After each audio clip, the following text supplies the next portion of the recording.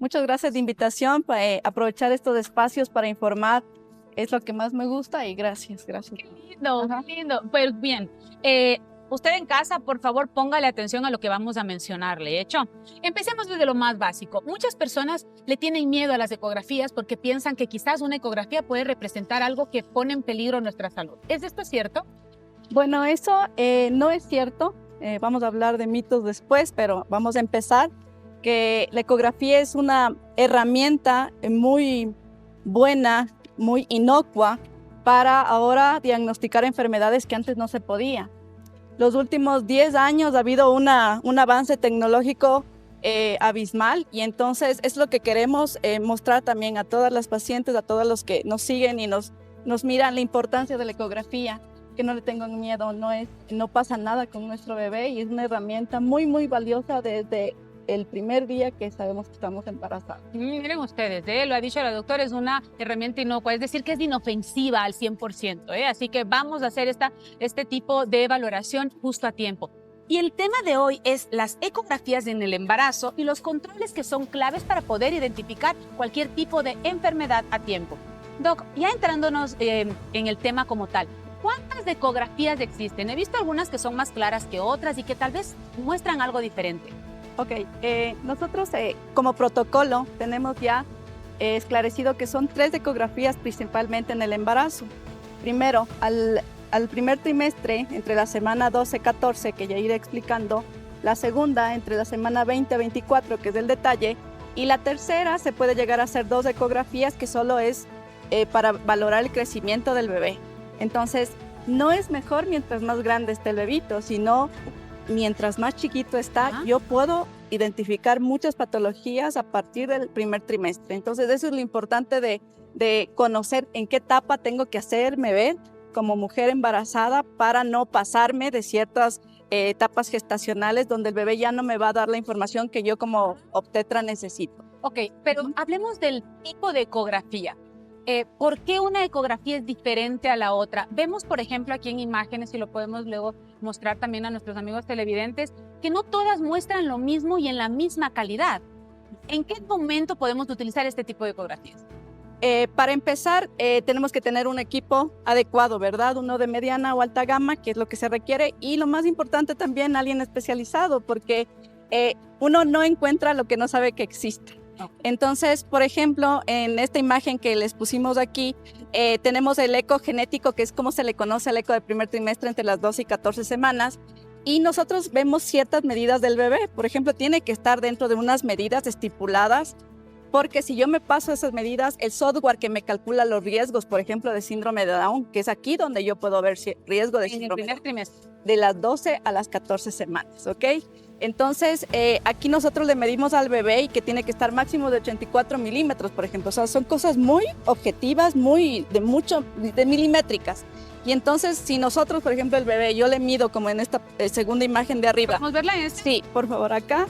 Si yo le mediría aquí, por ejemplo, este bebito está perfecto para esta ecografía. Pero si la mamita viene 16, 17 semanas, el bebé ya está más de 90 centímetros, no puedo hacer.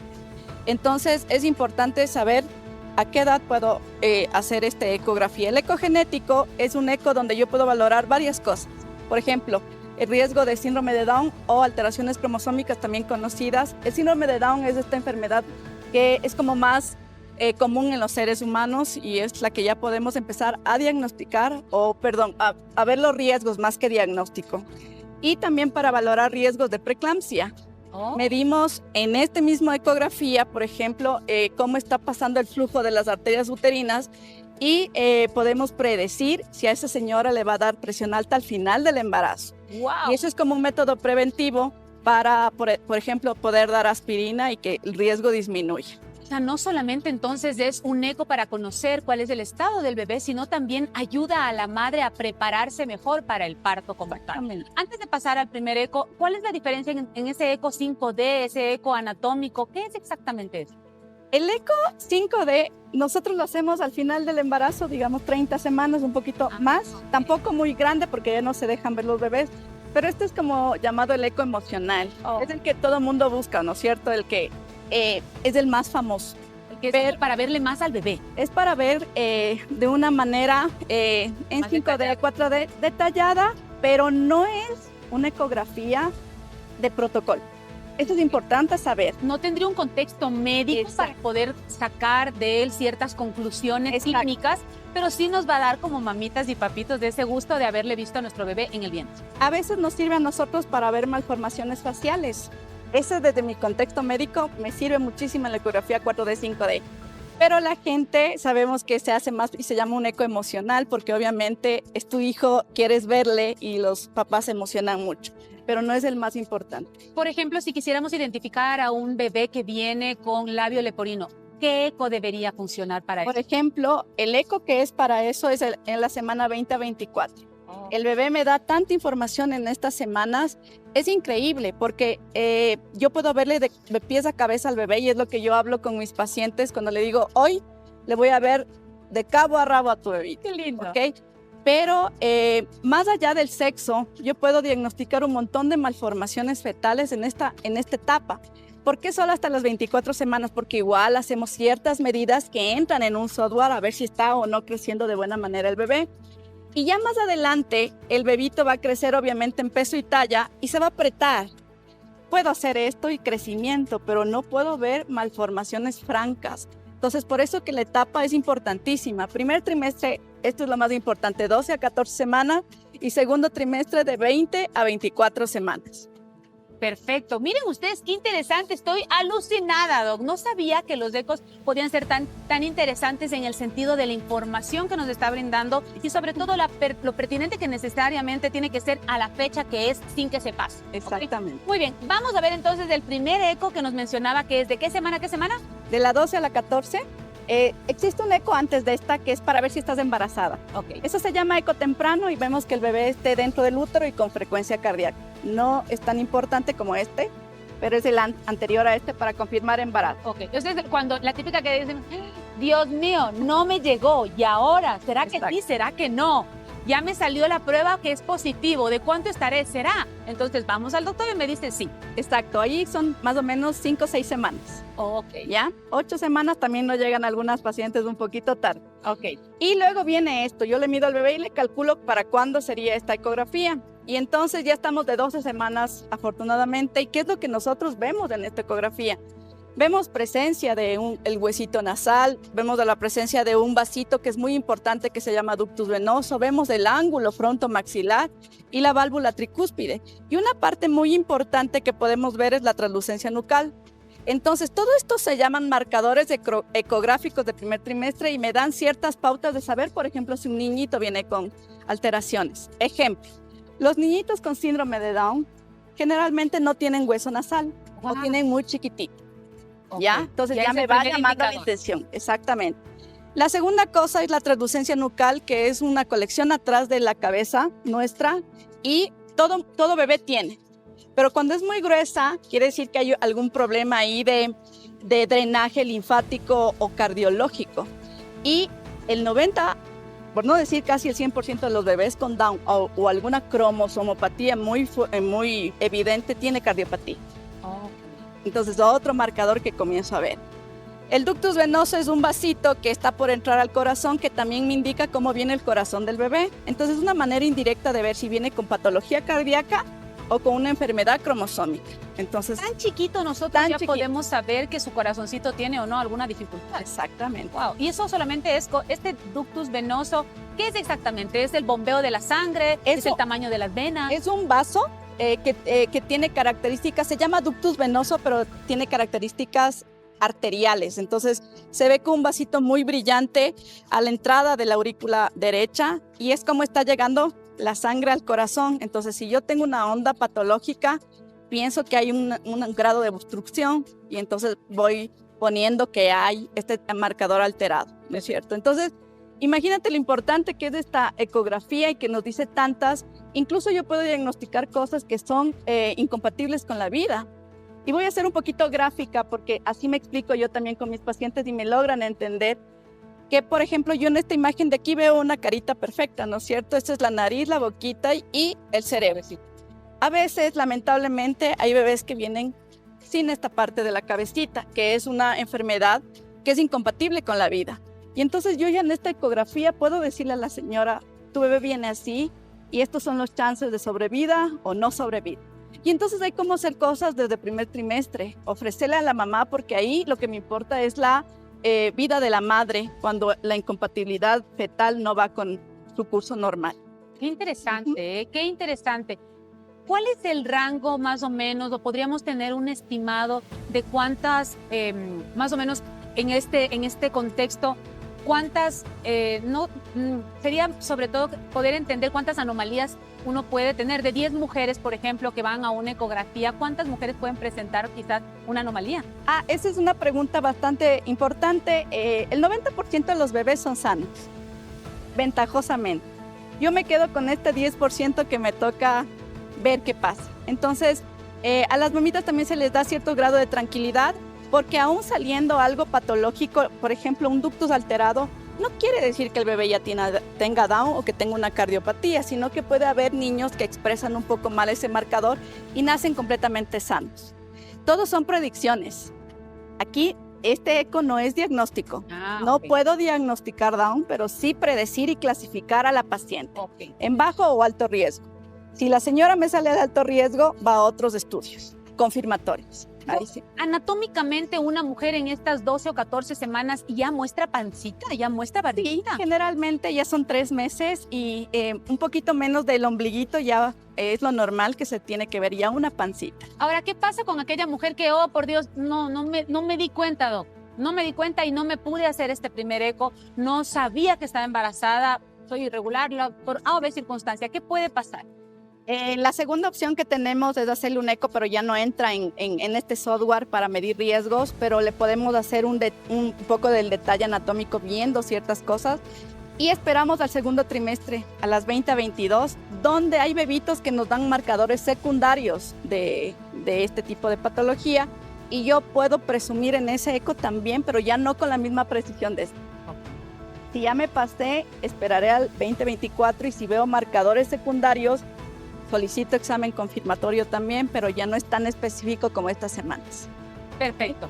Doc, es verdad, quiero saber si es que esto es cierto, es mentira. ¿Es verdad que una mamita para ir a un eco debería, por ejemplo, comer un poco de chocolate para que el bebé se pueda mover, para que tal vez pueda la doctora o la persona encargada revisar su anatomía y demás? ¿Esto es cierto?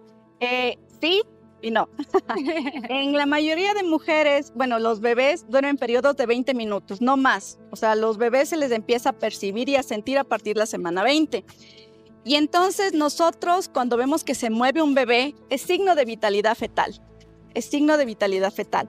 Entonces, es un marcador súper importante los movimientos fetales y la glucosa materna va directo, pasa por la placenta y llega al bebé en 5 o 10 minutos. Entonces, yo siempre les digo a las mamitas, si no le sientes a tu niño, después de las 20 semanas son perceptibles, si tú no le sientes a tu bebé, cómete algo muy dulce. Es la única parte que yo les dejo comer algo dulce para ver si el bebé se mueve.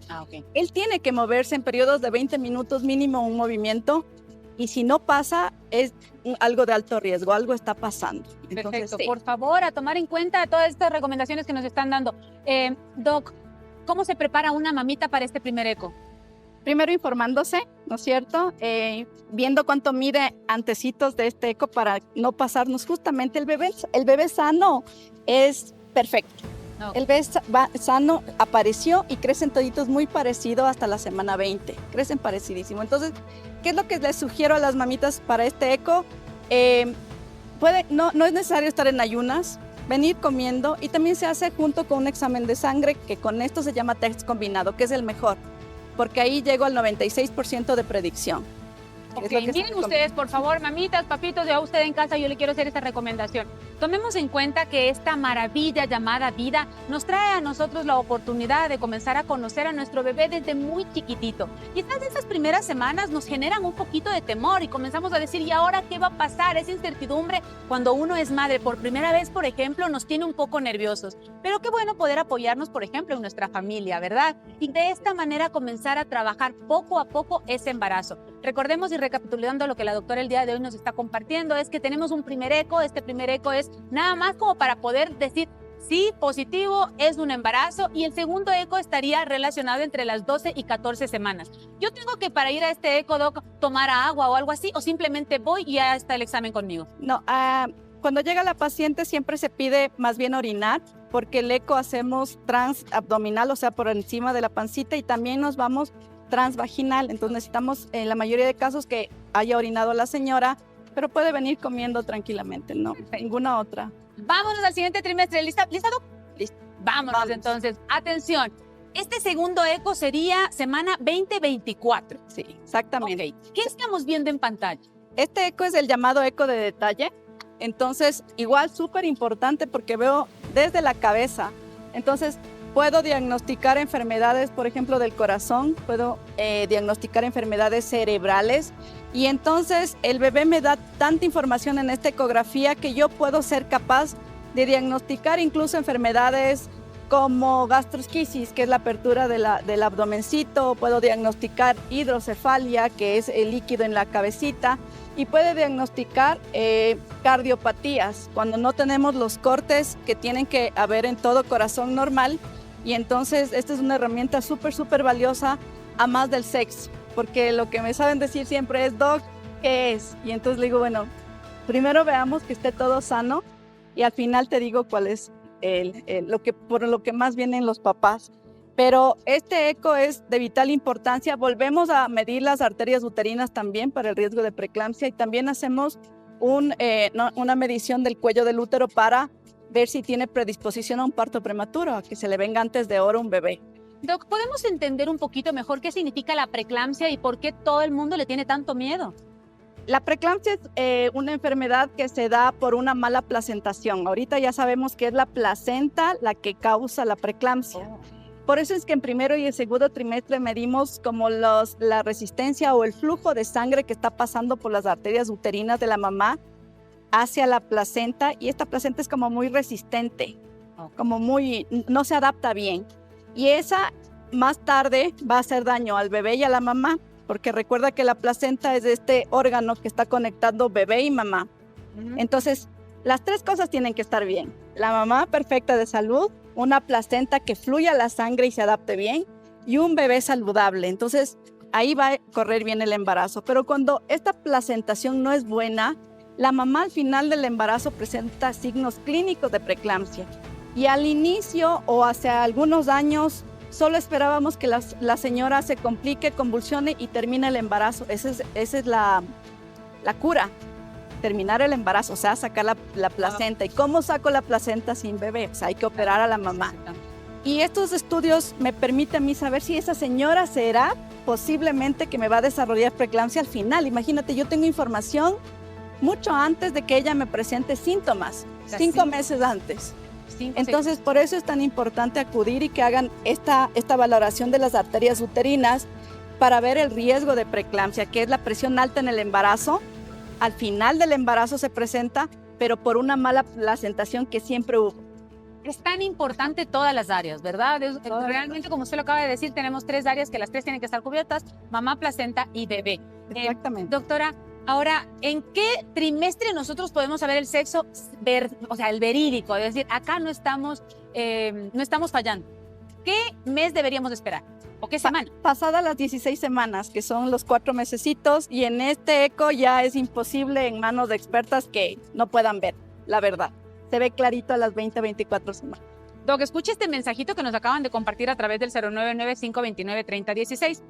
¿Cuánto ha cambiado las ecografías? Lo digo porque en mi caso nos dijeron en mi país que era varón y ¡pum! Mujer. ¿Esto pasa con frecuencia?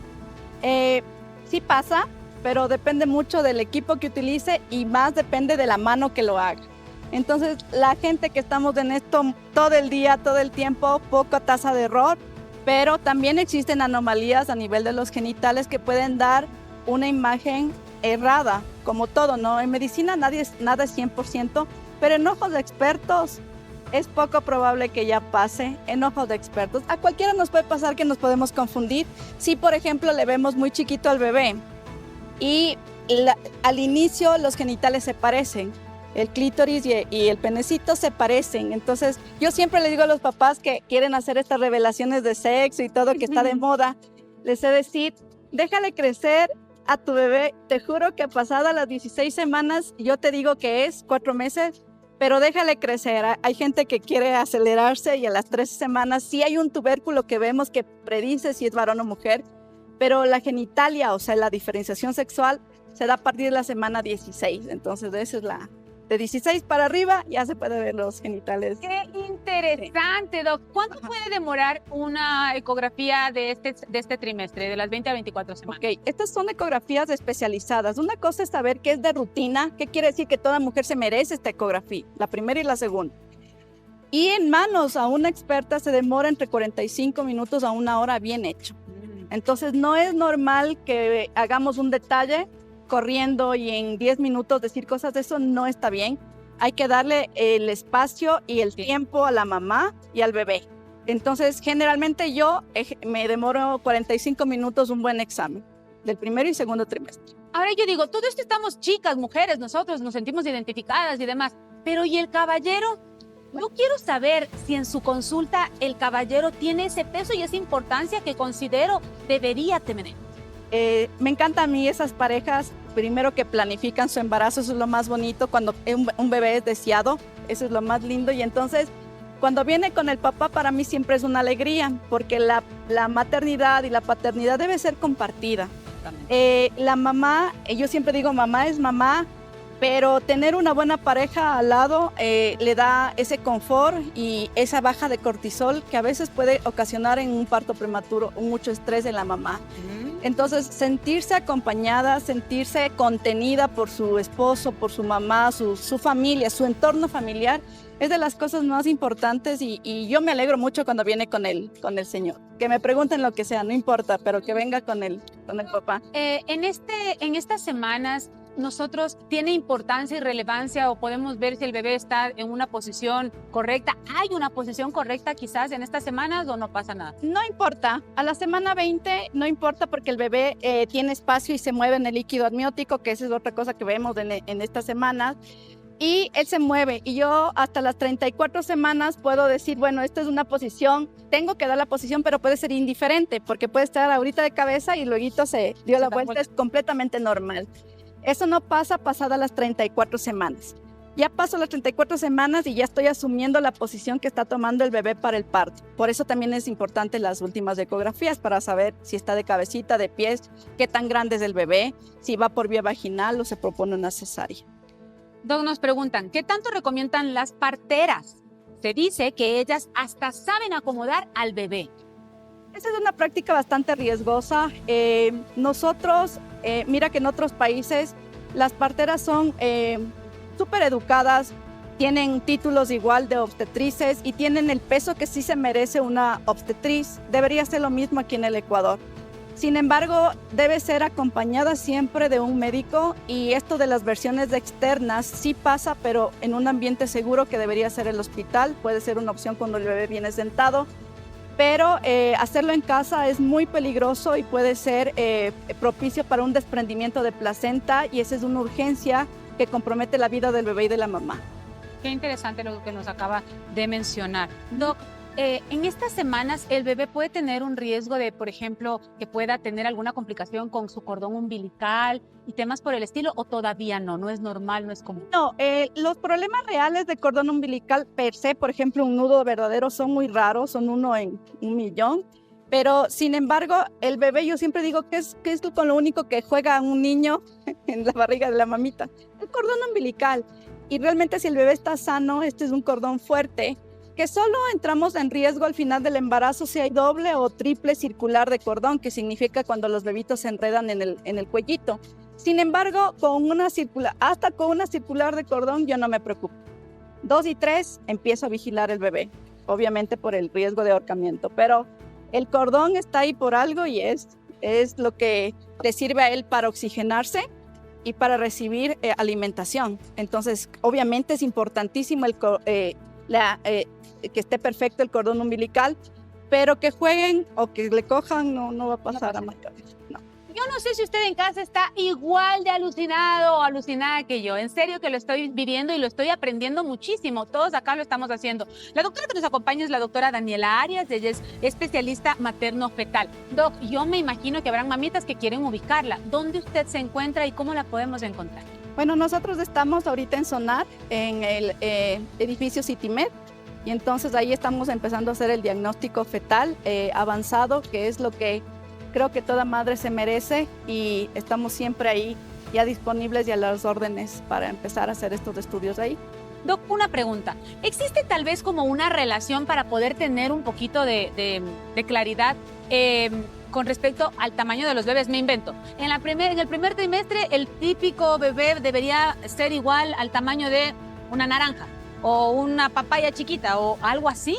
Bueno, sí tenemos referencias, la verdad, ¿no? Para que la embarazada me entienda. Por ejemplo, yo sé si tu bebito ahorita está del porte de un frijolito a las 6 semanas. Cuando pasa un poquito más de tiempo, cuando están de 8 centímetros, siempre se les da hasta medidas, ¿no? Y ellas ya también se imaginan, dice, 8 centímetros y ya le vio tantas cosas. Digo, sí, es chiquitito, ¿no? Es chiquitito. Entonces, y les vamos explicando. Más o menos a las 20 semanas tiene el porte de una papayita. Oh. Y al tercer trimestre, pasar a las 34, como de una sandía. Entonces, es más o menos las referencias que nosotros hacemos un poquito gráficas para que nos entiendan. Ok, vamos a entrar al tamaño de la sandía. Exactamente. En el último trimestre, entonces, ¿qué semana estamos viendo y qué podemos descubrir? Ya, es también importante, no menos importante de esta ecografía, pero ya no ve lo que yo veía en las anteriores. Entonces, a mí me suele pasar que llegan a estas semanas y necesitan y me dicen, Doc, pero todo está bien. Digo, no sé, porque puedo ver solo el peso. Puedo ver el líquido amniótico, obviamente si está vivo, el corazón, vemos el corazón, el peso, líquido amniótico y la localización de la placenta y cómo está posicionado el bebé. O sea, son cosas muy, muy generales. Cuando enfermedades ya no, condiciones tampoco. Condiciones ya no puedo ver, enfermedades muy pocas, como por ejemplo del desarrollo cerebral, hay algunas que se presentan, y del desarrollo del abdomen. El abdomen y los pulmones es lo último que se desarrolla, los intestinos y los pulmones. Entonces, en tercer trimestre yo puedo localizar algunas enfermedades, pero no es tan bueno como a las 20-24. Tipo 30, hasta las 32 semanas nos sale una carita, o sea, tampoco a las 37 semanas. Mucha gente me dice, no, ¿me puedo hacer la ecografía 5D? Lo ideal es desde la semana 28 a la 32. Que también incluye el peso, talla y bienestar fetal. Entonces, lo que más me importa de esta ecografía realmente es el peso, si está en un peso adecuado el bebé, o si está restringido, que es cuando no le llegan los nutrientes suficientes, y luego es la primera señal de sufrimiento fetal, que parece muchos meses antes, es la baja de peso. Oh. Y después tenemos otras medidas que se llama Doppler fetal, que es para ver el bienestar del bebé. Entonces, para eso sí sirve esta ecografía, para crecimiento, y Doppler fetal, que es ver cómo está el bebé y cómo va a nacer. Doc, ¿se puede saber que un bebé va a nacer a los 7 meses, por ejemplo? ¿Se puede saber a través de ecos o es que eso ocurre naturalmente? No, el parto prematuro lo podemos predecir con una medida del cervix, del cuellito del útero, que es, hacemos una ecografía transvaginal, medimos el cuello del útero, y si está muy cortito, nosotros podemos predecir que ese bebé va a nacer dentro de 7 días, 14 días. O sea, no importa las semanas que se esté haciendo, pero si es un cuello muy corto, ese bebé tiene peligro de nacer ahorita. Entonces, es un factor predictivo el cervix, el cuello de útero, la medida del cuello de útero. Lo que se tendría que abrir al final, a veces en algunas mujeres se abre antes, obviamente, pero por factores también como infecciones. Doc, a los 7 meses, ¿qué está formado en el bebé o qué le faltaría formar como para que sea tan riesgoso este tipo de parto? El bebé está totalmente formado, excepto la producción de surfactante, que es lo que le ayuda a respirar fuera del útero. Uy. El bebé respira más o menos, así que me entiendan, por el cordón umbilical. Entonces él está feliz con el cordón. ¿Él no está utilizando sus pulmones? No. Oh. Él no utiliza los pulmones hasta que nace y hace la primera respiración. Ahí recién, ¡qué bonito! Ajá, se corta el cordón y ahí es el paso de cambio de circulación de la que teníamos fetal. Es diferente la circulación fetal a la circulación neonatal, que es el bebé. Entonces son dos mecanismos de respiración diferentes. El bebé está feliz ahí adentro con su cordón umbilical, pero el momento que sale, y si sale antes de la semana 37, es prematuro, y ahí es cuando necesitan de incubadora, oxígeno, intubación. Para poder adaptar de alguna manera, para poderlo entender mejor, para poder adaptar tus pulmones al medio ya seco, se podría decir, ¿no es cierto? A este mundo en el que todos nosotros estamos acostumbrados ya a vivir. Sí. Qué curioso y qué cosa tan linda. El milagro de la vida es extraordinario, Doc. Somos perfectos. Somos perfectos, qué bonito, me quedo con eso. Ok, ¿qué más podemos ver en estas semanas? En esta semana la posición es importante porque ya conversamos que un parto se da cuando todas las condiciones se cumplen. Buena pelvis materna, buena posición fetal y buena respiración del feto, ¿no es cierto? Buena mecánica. Y entonces él se va a ir encajando a partir de las 34 semanas, y esto es súper importante porque yo mido el diámetro biparietal, se llama, o sea, la cabecita. Ok. Entonces, bebés con una cabeza muy grandecita, con una mamá que tiene una pelvis muy chiquita, Va a sufrir. yo puedo empezar a predecir que va por cesárea, porque si me meto a un parto normal, probablemente tenga trauma a nivel de la cabeza del bebé o trauma perineal materno. Entonces, esas cosas pueden pasar. Y el riesgo también, ¿por qué nos sirve ver el peso? Porque los bebés, por ejemplo, muy grandes, que se llaman macrosómicos, son muy típicos de una mamá diabética. Oh. Y la diabetes es muy, muy peligrosa en el embarazo. Entonces, el bebé es el que me avisa a veces si la mamá me está cumpliendo con las indicaciones. Yo voy, le hago el control y le digo, tú no te estás cuidando como te dije. Me dice, no, doc, sí, pero ¿por qué? Porque tu bebé me está hablando. El bebé también se engorda como un diabético. Orina mucho, se engorda mucho. Entonces el bebé es también súper chismoso, sé decir yo. Y él Yo iba a me decir lo dice, mismo. es chismosísimo. Son chismosos. Entonces, cuando yo comienzo a ver el perímetro de la cabeza, del abdomen, le medimos como la cinturita y claro, hay los bebés súper gorditos. Entonces, eso es cuando hay un desbalance metabólico y es muy típico de las madres diabéticas. Ajá. ¿Qué pasa? Esta es una choco curiosidad. ¿Qué pasa con el bebé? ¿Hace pipí y defeca dentro del vientre? Ya, el líquido amniótico es producto de la orina del bebé. El bebé orina todo el tiempo y eso es lo normal. Wow. Orina y traga su propio líquido amniótico. Y este líquido amniótico es lo que le ayuda a madurar los pulmones y el tracto gastrointestinal. Wow. Entonces es un ciclo, ¿no es cierto? Cuando no produce mucho es peligroso y cuando produce demasiado también es peligroso. Entonces los extremos del líquido amniótico son malos. Los bebés nunca defecan dentro de la pancita de mamá. Cuando defecan dentro de la pancita de mamá se llama meconio y es un signo de sufrimiento fetal. ¿Por qué? Porque se relajaron los esfínteres dentro del útero y él aspira, como te digo, como se traga eso, puede aspirar sus propias heces y ahí sí producirse una sepsis neonatal o falla también. Sufren, es un signo de marcador ecográfico de sufrimiento.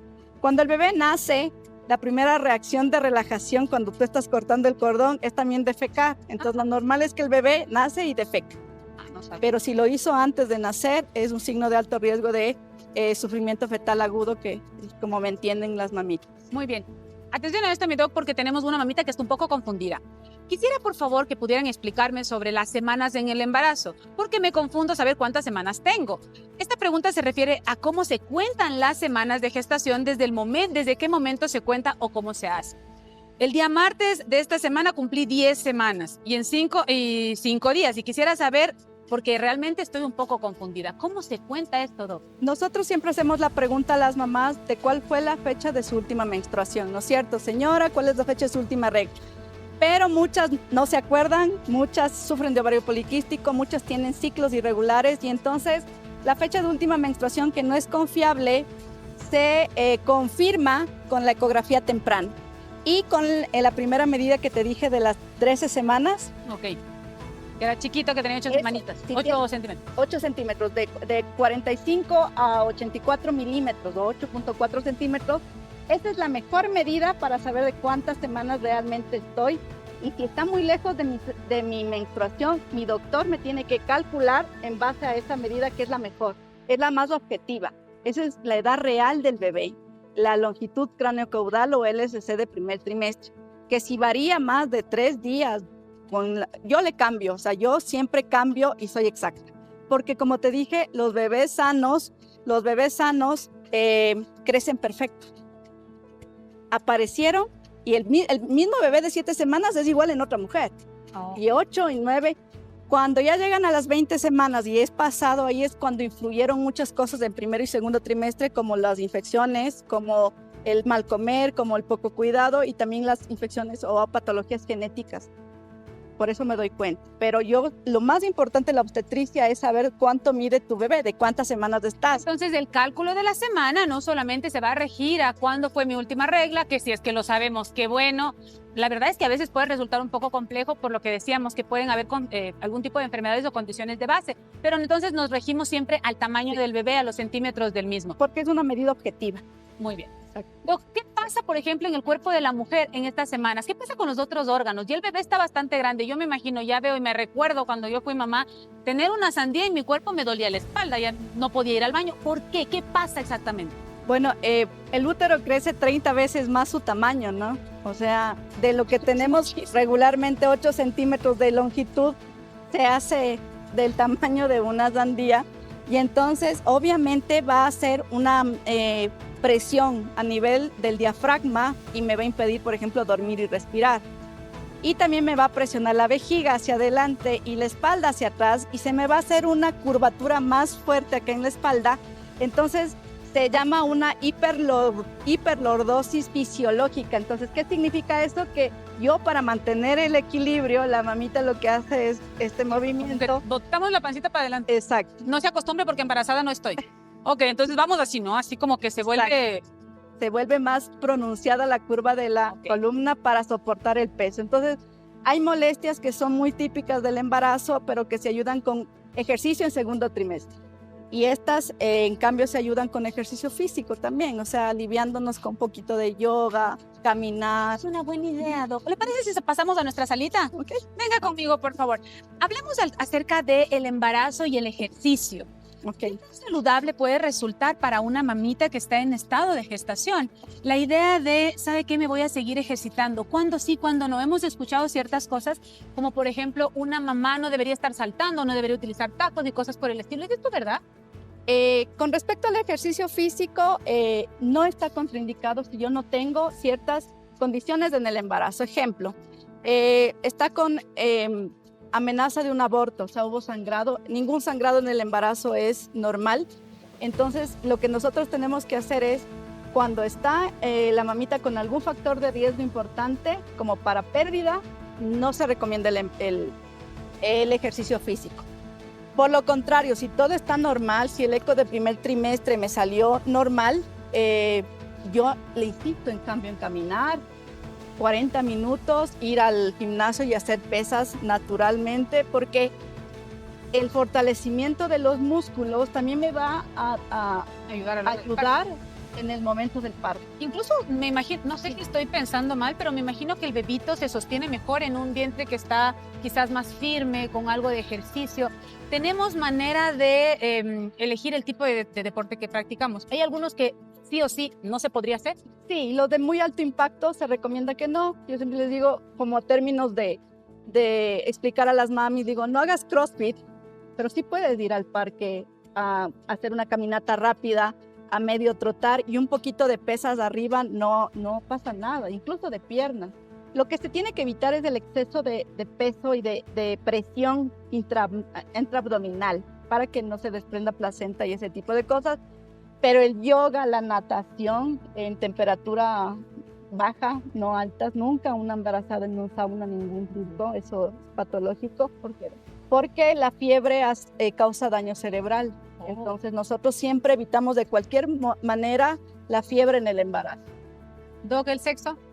El sexo no está contraindicado siempre que sea con preservativo, porque el semen tiene un pH que puede alterar y puede ocasionar parto prematuro. ¿Okay? O sea, disfrute pero con precaución. Sí, yo le recomiendo siempre con preservativo y obviamente que no haya amenazas de aborto o placentas en mala posición, como la placenta previa que está baja y puede provocar algún sangrado el mantener vida sexual, pero no está contraindicada si todo va bien. Perfecto. Felicitaciones, doctora. ¿Cuándo se pone la primera vacuna a una embarazada? ¿Hay vacunas que se tienen que colocar? Es súper importante las vacunas, más que para prevenir a la mamita, es para prevención del bebé. Entonces, siempre se les explica que a partir de las 20 semanas podemos poner la vacuna, por ejemplo, de la influenza o la del tétano. Entonces, esas son las indicadas en el embarazo. La del COVID también es, y ahora está saliendo otra, que es la del virus sincitial respiratorio, que son aprobadas en el embarazo. Las que nunca me puedo poner son rubiola, porque da mucha alteración a nivel del bebé, ceguera y sordera. Entonces, la rubiola negada, pero la de la gripe, de la influenza, COVID y la del tétanos está totalmente en protocolos para ponerlas a todo embarazada. ¿Cuál sería la recomendación final y la conclusión con la que cerramos este programa para que las mamitas y papitos en casa puedan tener información? Conclusión, busquen siempre a su ginecólogo, no crean todo lo que escuchan a las vecinitas. Cada cuerpo es diferente y necesitamos buenos controles prenatales, buenos exámenes de laboratorio para prevención y buenas ecografías. Con eso disminuye la morbimortalidad materno-fetal. Doc, ¿podemos repetir para cerrar dónde le podemos encontrar? Estamos en Sonar, nos pueden encontrar también en las redes sociales como Sonar-S en TikTok e Instagram, y estamos ubicados en el CityMed, en la avenida Mariana de Jesús. Doctora Daniela Arias, qué rico esta conversación, qué bonito, justo en el marco del Día de la Mujer. Gracias por su presencia el día de hoy y sobre todo por la labor tan sensacional. Sonar, Centro de Diagnóstico Integral.